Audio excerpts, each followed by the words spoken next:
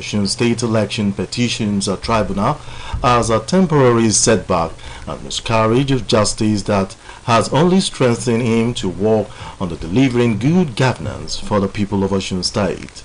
The governor stated these while addressing party stakeholders at the State Secretariat of the People's Democratic Party (PDP) Biget area, Ikerun Road, Oshogbo, on the outcome of the tribunal. Governor's office correspondent Abdulrahim Adekelekun was at the meeting. Details will be brought to you later.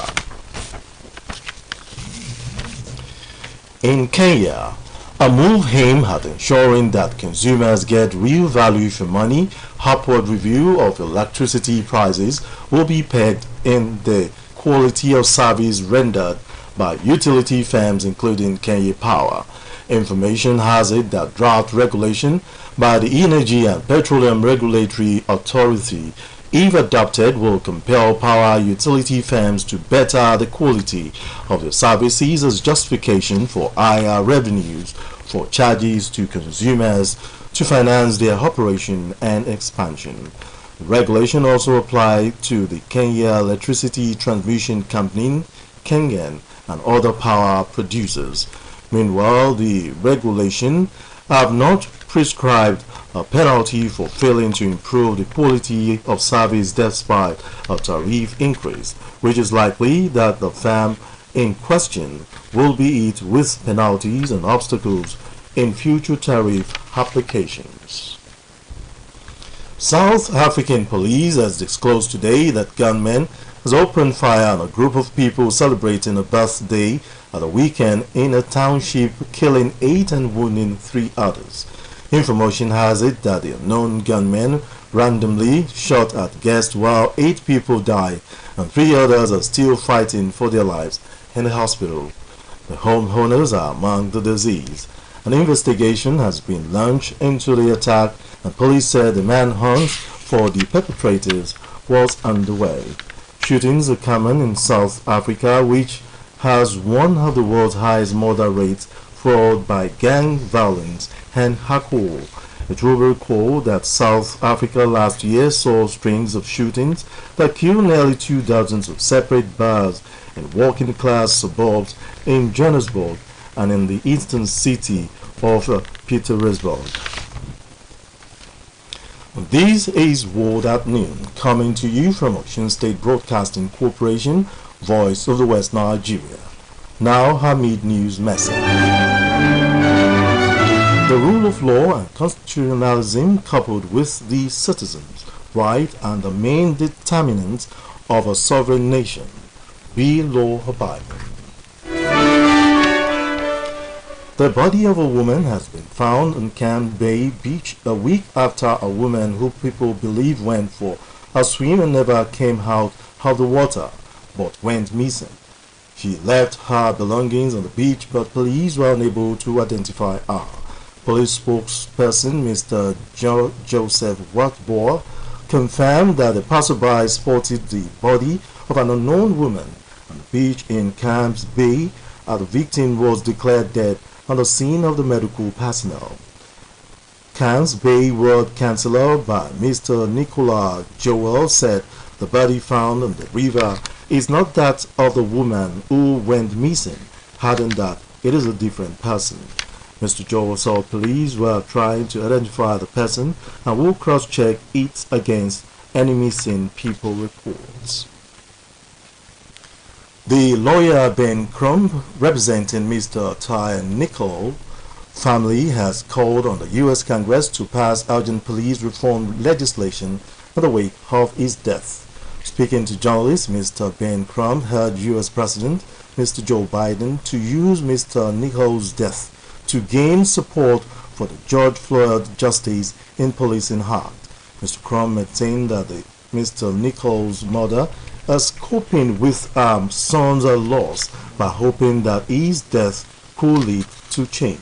It will recall that the 29-year-old Mr. Nicol was fatally beaten by 5 police officers in January.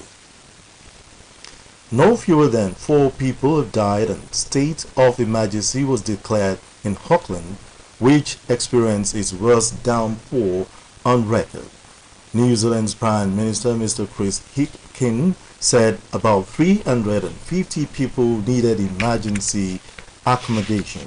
Describing it as a very significant disaster, the newly appointed Prime Minister acknowledged that he was aware of criticism from locals that communications over the flood had been too few and far between.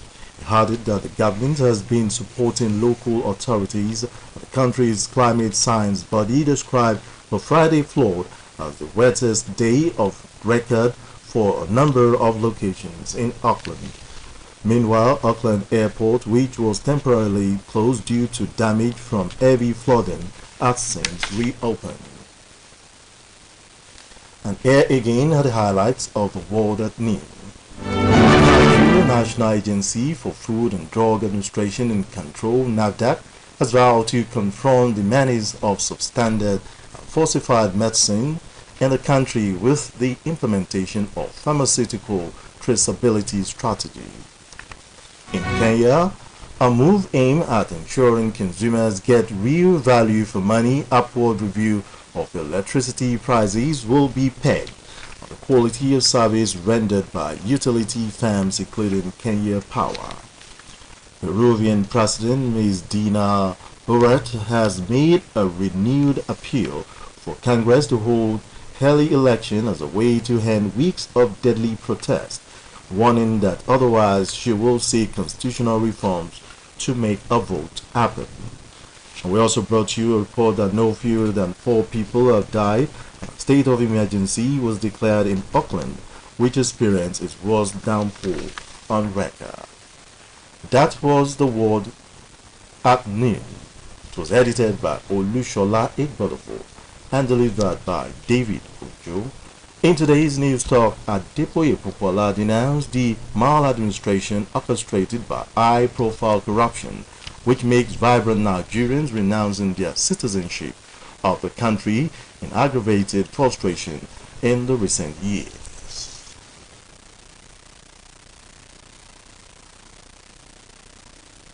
The yearly ministerial press briefing addressed by the Minister of Interior a few days ago was quite revealing as it disclosed the extreme frustration and despondency that state of affairs in the country had pushed some ingenious Nigerians in the year 2022. At a press conference, the Permanent Secretary Minister of Interior, Dr. Shuaib Balgore, divulged an aberrant news of 159 Nigerians who renounced the citizenships of the country in the outgone year. The Minister of Interior, Mr. Rauf Aregbesola, also disclosed at the 64th session of the State House Ministerial Session that the Nigerian Immigration Service, NIS, issued the highest number of passport booklets, totaling 1,899,683 in over 7 years. The renunciation of citizenship of a country in whatever numeracy digits by citizens is the worst calamity of a sovereign, while the exodus of citizens of a geographical entity to another political jurisdiction is a serious administrative ineptitude, tainted the leadership's integrity in various arms of government. This is due to the fact that the principal agents of each of the 3 arms of government, the executive, judiciary, and legislature, holds the fiduciary position of ensuring the legitimate needs of the citizens are met.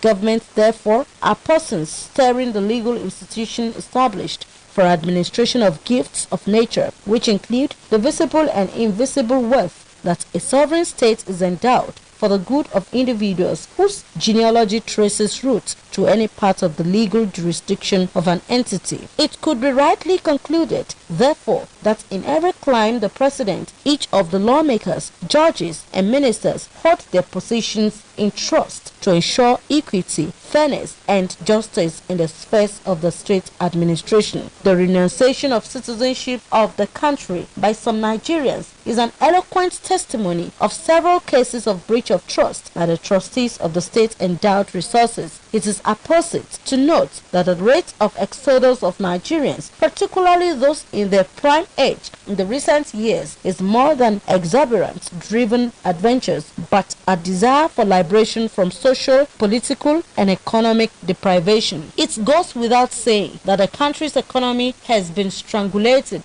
due to incessant plundering by political scavengers who converted the old wealth of the state to their personal estates. The consequences of high-profile corruption are the current hardships, neglects, and moribund infrastructures, as well as abject poverty, which has remained hindrances to many with aggressive business acumen to renounce their political descents. It is pertinent to ask, for how long will the country remain in the hands of criminogenic politicians, torturing Nigerians with chronic pain of social and economic deprivation? The answer to the best way to end political gluttony is long settled in democracy, which empowers the citizens to decide in periodic elections their political leaders in a given period. This makes the general election holding in 26 days' time germane to efforts at ensuring good governance in the country. The main qualification for any Nigerian aspiring to take part in the enthronement of a new government is the Permanent Voters Card, PVC, whose collection at the various INEC outlets is ongoing for those who are not in possession of the card.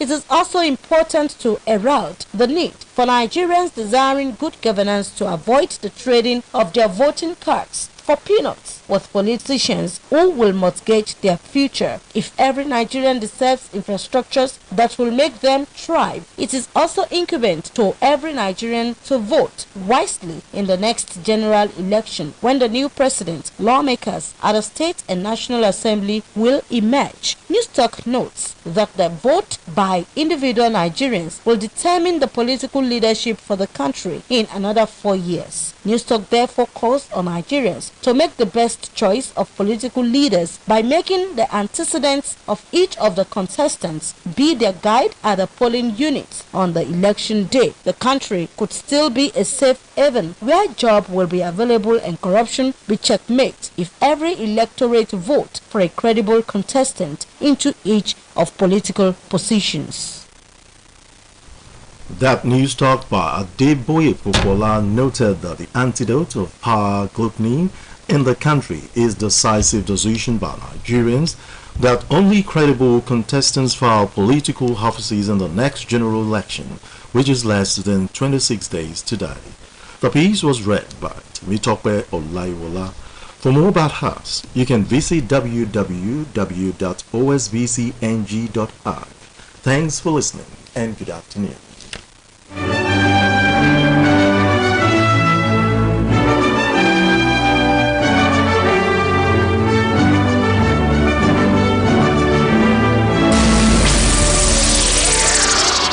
Entertaining,